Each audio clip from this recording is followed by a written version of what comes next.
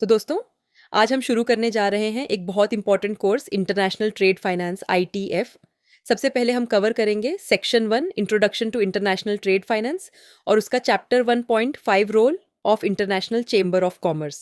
ये IIBF के syllabus पर बेस्ड है और इसमें हमने बुक की हर एक लाइन को इतने सिंपल तरीके से एक्सप्लेन किया है कि सब कुछ एकदम क्लियर हो जाए। और एक बात, अगर आपको लगे कि बुक की कोई भी लाइन का एक्सप्लेनेशन हमारे कंटेंट में मिसिंग है तो प्रूफ के साथ डिस्क्रिप्शन बॉक्स में दी गई ईमेल आईडी पर मेल करें और इस कोर्स को फ्री में क्लेम करें। इस कोर्स को परचेस करने का लिंक भी आपको डिस्क्रिप्शन बॉक्स में मिल जाएगा। तो बिना देर किए चलते हैं। अब बात करते हैं ICC यानी इंटरनेशनल चैम्बर ऑफ कॉमर्स की और समझते हैं कि ये कहाँ से आई। ICC दुनिया की सबसे बड़ी ग्लोबल बिजनेस ऑर्गेनाइजेशंस में से एक है, जिसके लगभग 170 कंट्रीज में 45 मिलियन से ज़्यादा मेंबर्स हैं। इसकी शुरुआत 1919 में Atlanta, United states of America में हुई। इसका मेन ऑब्जेक्टिव है इंटरनेशनल ट्रेड और इन्वेस्टमेंट को सपोर्ट करना, ओपन मार्केट्स एनकरेज करके, गुड्स और सर्विसेज के क्रॉस बॉर्डर एक्सचेंज को फैसिलिटेट करके और कैपिटल की फ्री मूवमेंट को प्रमोट करके। बाद में इसने अपना इंटरनेशनल सेक्रेटेरिएट पेरिस में सेटअप किया। ICC का मकसद है इंटरनेशनल बिजनेस को वर्ल्ड वाइड ज़्यादा एक्सेसिबल और बेनिफिशियल बनाना। ये इंटरनेशनल ट्रेड और इन्वेस्टमेंट के ओपन सिस्टम्स को प्रमोट करता है, जो ग्लोबल पीस, इकोनॉमिक प्रॉस्पेरिटी और सबके लिए अपॉर्चुनिटीज सपोर्ट करते हैं। ये न्यूट्रलिटी और इंडिपेंडेंस के प्रिंसिपल्स पर बेस्ड है और पॉलिसी मेकर्स और इंटरनेशनल ऑर्गेनाइजेशंस के साथ स्ट्रॉन्ग रिलेशनशिप्स डेवलप करने पर फोकस करता है। साथ ही अपने वेल रिकग्नाइज्ड प्रोडक्ट्स और सपोर्ट सिस्टम्स के थ्रू अपनी सर्विसेज और इनिशिएटिव्स डिलीवर करता है। साथ ही ICC की मेंबरशिप टाइम के साथ सिग्निफिकेंटली ग्रो हुई है और यह एक ग्लोबल बिजनेस नेटवर्क बन गया है, जिसके अलग अलग कंट्रीज में नेशनल चैप्टर्स हैं। इसके मेंबर्स में दुनिया की कई लीडिंग कंपनीज शामिल हैं, जो मैन्युफैक्चरिंग और सर्विस दोनों सेक्टर्स को रिप्रेजेंट करती हैं। यही नहीं, ICC ने इंटरनेशनल ट्रेड को स्मूथ बनाने के लिए कई इंपॉर्टेंट टूल्स डेवलप किए हैं। इनमें सबसे इंपॉर्टेंट हैं स्टैंडर्डाइज्ड पब्लिकेशंस, जो ट्रेड ट्रांजैक्शंस के लिए यूनिफॉर्म रूल्स सेट करती हैं, ट्रेड टर्म्स को क्लेरिफाई करती हैं और डॉक्यूमेंटेशन की प्रोसीजर्स गाइड करती हैं। इसका फ़ायदा ये होता है कि ट्रेडिंग पार्टनर्स के बीच एक कॉमन अंडरस्टैंडिंग बनती है और क्रॉस बॉर्डर ट्रांजैक्शंस में डिस्प्यूट्स की चांसेस काफ़ी कम हो जाती हैं। इन्हीं पब्लिकेशंस में से कुछ ग्लोबली रिकग्नाइज्ड गाइडलाइंस हैं, जो आज इंटरनेशनल ट्रेड का हिस्सा बन चुकी हैं। लेटर्स ऑफ क्रेडिट के लिए UCP-DC है, कलेक्शन बेस्ड ट्रेड बिल्स के लिए URC, रीएम्बर्समेंट प्रोसीजर्स के लिए URR, स्टैंडर्ड ट्रेड टर्म्स के लिए इनकोटर्म्स और डिमांड गारंटीज को गवर्न करने के लिए URDG। ये सब इतनी वाइडली एक्सेप्टेड हैं कि बिजनेसेस, बैंक्स, लीगल प्रोफेशनल्स और कोर्ट्स सभी इन्हें क्रॉस बॉर्डर ट्रेड मैटर्स में रेगुलरली यूज़ और रिलाई करते हैं। लेकिन रूल्स होने के बावजूद कभी कभी डिस्प्यूट्स हो ही जाते हैं और इसके लिए ICC ने डॉकडेक्स नाम का एक डिस्प्यूट रेजोल्यूशन सिस्टम बनाया है। जब किसी ट्रांजैक्शन में पार्टीज के बीच कोई डिसएग्रीमेंट आए तो ICC एस्टैब्लिश्ड प्रोसीजर्स फॉलो करके रेलिवेंट डॉक्यूमेंट्स और ट्रांजैक्शंस रिव्यू करता है, खास तौर पर कलेक्शन बिल्स या लेटर्स ऑफ क्रेडिट से जुड़े मामलों में। और जहां ज़रूरत हो वहां ICC आर्बिट्रेशन सर्विसेज भी प्रोवाइड करता है, यानी बिना कोर्ट गए डिस्प्यूट्स रिजॉल्व हो सकते हैं। ये सर्विसेज फॉर्मल लिटिगेशन का एक प्रैक्टिकल ऑल्टरनेटिव है और ये सिर्फ बिजनेसेस या इंडिविजुअल्स के लिए नहीं बल्कि गवर्नमेंट्स के लिए भी अवेलेबल हैं। इसके साथ ही अब जानते हैं भारत में इंटरनेशनल चैम्बर ऑफ कॉमर्स, जो ICC इंडिया के नाम से काम करता। ये प्राइवेट सेक्टर और गवर्नमेंट दोनों के साथ कोऑर्डिनेशन में ट्रेड और बिजनेस ग्रोथ को प्रमोट करने में सपोर्टिंग रोल निभाता है। साथ ही ये इंडियन बिजनेसेस और ग्लोबल ICC नेटवर्क के बीच एक कम्युनिकेशन लिंक की तरह काम करता है, डोमेस्टिक कंसर्न्स को इंटरनेशनल लेवल पर उठाता है और ग्लोबल इश्यूज को लोकल मेंबर्स तक पहुंचाता है, ताकि फेयर और प्रैक्टिकल सॉल्यूशंस निकल सकें। ICC इंडिया का एक इम्पॉर्टेंट ऑब्जेक्टिव है इकोनॉमिक लिबरलाइजेशन को एनकरेज करना, फॉरेन इन्वेस्टमेंट बढ़ाना और टैरिफ बैरियर्स कम करना। इसी मकसद से यह गवर्नमेंट्स और बिजनेस कम्युनिटी के साथ एक्टिवली एंगेज करता है, इकोनॉमिक पॉलिसीज को डिस्कस और इन्फ्लुएंस करके जो इंटरनेशनल ट्रेड को स्मूदर बनाएं। और जैसे जैसे इंडिया में इकोनॉमिक रिफॉर्म्स एक्सपैंड और स्ट्रेंथन हो रहे हैं, ICC इंडिया एक इंक्रीजिंगली इम्पॉर्टेंट प्लेटफॉर्म बनता जा रहा है इंडियन बिजनेसेस के लिए। ये उन्हें एक साथ लाता है और ग्लोबल एक्सपेंशन और इंटीग्रेशन की तरफ उनके एफर्ट्स को सपोर्ट करता है।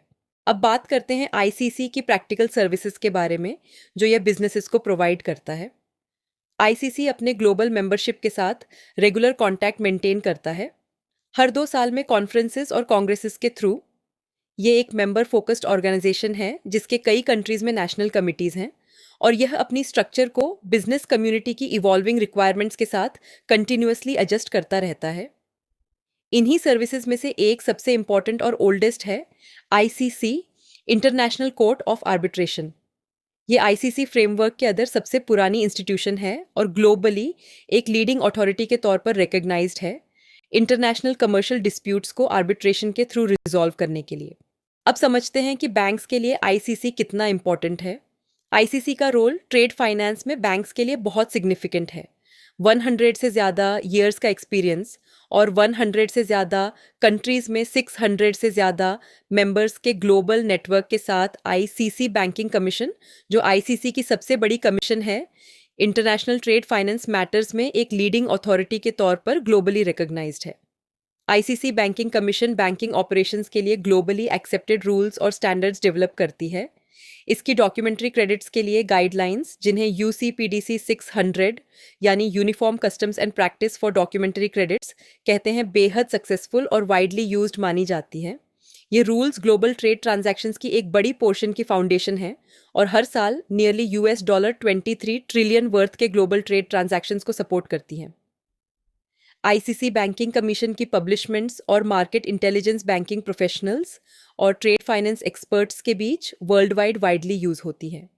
इन्हें इंटरनेशनल ट्रेड फाइनेंस के डिफरेंट एरियाज में काम करने वाले बैंकर्स और प्रैक्टिशनर्स के लिए सबसे रिस्पेक्टेड सोर्सेज ऑफ गाइडेंस में से एक माना जाता है। अब बात करते हैं आईसीसी के कुछ इंपॉर्टेंट माइलस्टोन्स की। यूसीपी यानी uniform customs and practice for documentary credits पहली बार 1933 में इंट्रोड्यूस हुई। इसका सबसे रीसेंट वर्जन यूसीपी 600 है जो जुलाई 2007 से इफेक्टिव हुआ। ये rules world wide banks documentary credit transactions handle करने के लिए यूज़ करते हैं।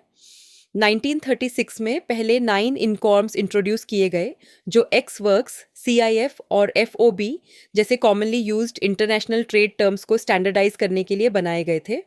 इन्हें समय समय पर अपडेट किया जाता है और इनका लेटेस्ट वर्जन इनकोटर्म्स 2020 है जो 1 जनवरी 2020 से इफेक्टिव हुआ।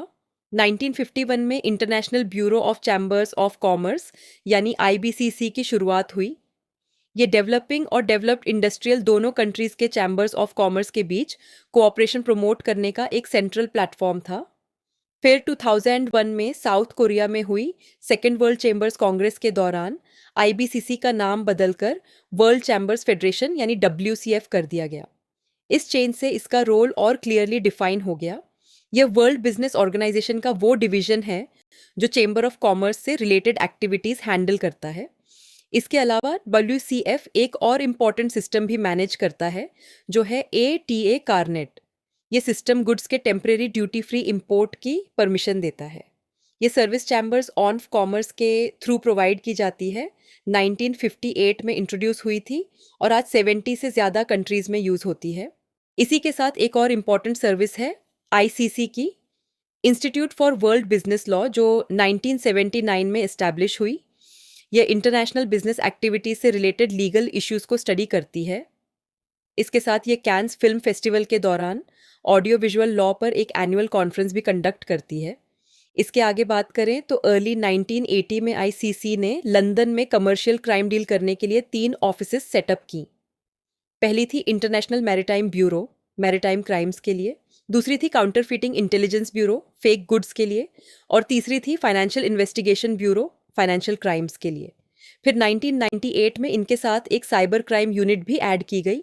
ये सभी umbrella organisation units ICC commercial crime services के अंडर कोऑर्डिनेट होती हैं जो इन सब की एक्टिविटीज़ को एक साथ मैनेज करती है। तो दोस्तों, इसी के साथ हमारा चैप्टर 1.5 यहाँ कंप्लीट होता है। मिलते हैं अगले चैप्टर 1.6 में।